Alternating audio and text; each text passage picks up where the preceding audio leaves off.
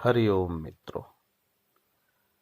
भूतकाल और भविष्य काल और वर्तमान काल, ये तीन काल हमारे पास मौजूद रहते हैं। क्या भूतो न भविष्यति, ना तो वो भूतकाल में है ना ही भविष्य में है।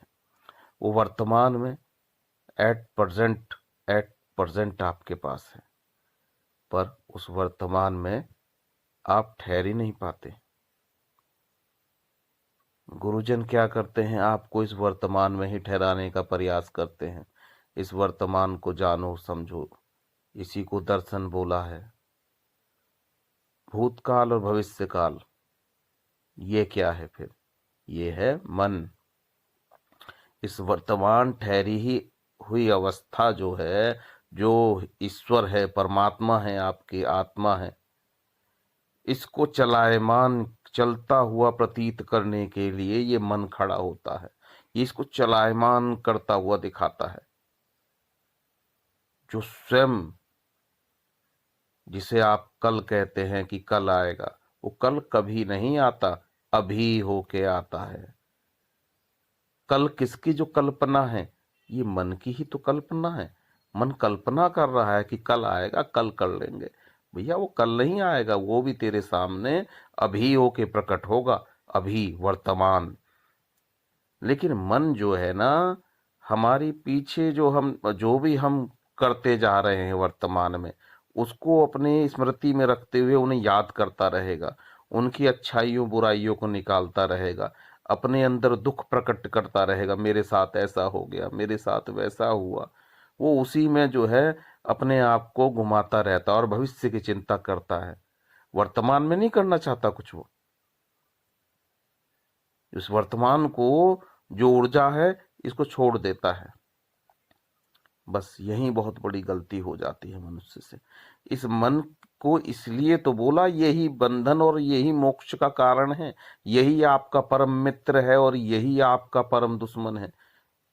इस मन को आप समझ लो, ये जो गति प्रदान हो रही है, ये ही आपके लिए बहुत बड़ी बाधा हो जाती है। हम योग में करते क्या है, इस गति को ही तो हम अपने कंट्रोल में करने की कोशिश करते हैं।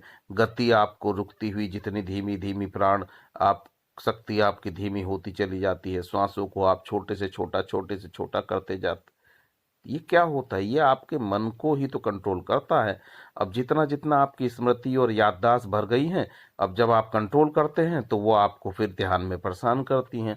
जो जो आपने जो जो एक बार को इतनी कल्पनाएं करके उसको भूतकाल में अंदर अपने मन में डाल दिया, अचेतन मन में, आप उसी को अचेतन कह देते हैं कि सारा हम जो हमारी स्मृतियां हैं वो हमारी वहां पड़ी हुई हैं। वो क्या करती हैं, फिर बाद में आपके ध्यान में आपके आगे आने लगती हैं, अलग अलग तरह के दृश्य दिखाने लगती हैं। आप भ्रमित हो जाते हैं, आप परेशान हो जाते हैं वहां पर, कि आप समझ नहीं पाते कि ये क्या हो रहा है। ये सब आपके जन्मों जन्मों के संस्कार जो है उस चित्त पर छपे रहते हैं, वो आपके आगे प्रकट होने लगते हैं। तो इस वर्तमान में आप ठहरो, जो अभी है इसमें आप ठहरो। इस मन के कारण गति पैदा हो रही है। ये गति जो है, यही हमें परेशान करती है। इसी के लिए हम ध्यान कर रहे हैं कि भाई हम श्वास को कंट्रोल करते हैं, जो गति चल रही है। आपको जरूरी नहीं है कि श्वास को कंट्रोल करो। आप वर्तमान में अगर ठहरोगे, ये श्वास और मन दोनों ही ठहर जाएंगे। आप ठहरते नहीं हो, आप गतिशीलता को पकड़ के रखते हो, तो इसलिए आपको ठहराव जो है वो आपको नहीं अनुभव में आता। तो इस अनुभव को लेने के लिए ही आपको इस वर्तमान, इस दर्शन में, दे दृष्टा, और दृश्य कब बनता है, ये मन के कारण बनता है। दृष्टा जो आप जिसे कह रहे हैं वो भूतकाल की तरह समझ सकते हैं, और भविष्य जो आप कह रहे हैं उसे दृश्य की तरह आप समझ सकते हैं। मध्य में दर्शन है। बल्कि ये कहें कि ये अलग अलग भी नहीं। जब आप दर्शन में आप स्थिरता प्राप्त करते हैं, तो ये जिसे हम दृष्टा और दर्शन कह रहे हैं, ये एकत्व प्राप्त कर लेते हैं, कोई भेद नहीं रहता। इसीलिए हम परमात्मा को क्या भेद रहित कहते हैं, कि उसमें कोई भेद ही नहीं है। ये तीनों जो हैं, जिन्हें आप तीनों में आपने डिवाइड कर दिया अलग अलग, ये एकत्व इस वर्तमान क्षण में ही दर्शन की समता लेके आपके सामने होते हैं, और इस दर्शन में ही सब कुछ वो रच देता है। पर ये जब अनुभव में आता है तब आपको पता लगता है। हम शब्दों से इन्हें बयां करेंगे, आप फिर कल्पनाएं करके बैठेंगे। ये कल्पना हमको परेशान कर देती है।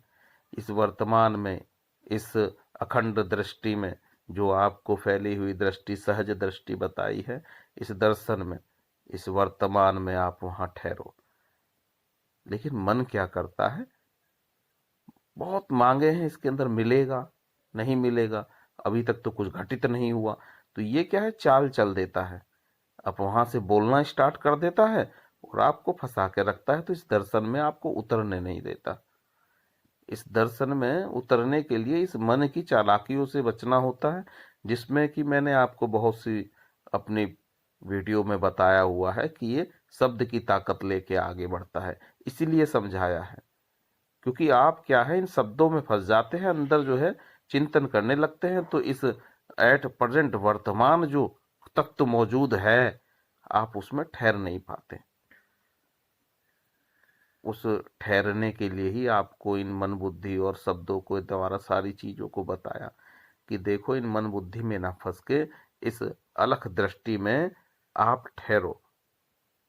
फिर धीरे धीरे क्या करेगी, ये श्वास भी आपकी जो ठहराव पाएगी, धीरे धीरे ठहराव पाएगी।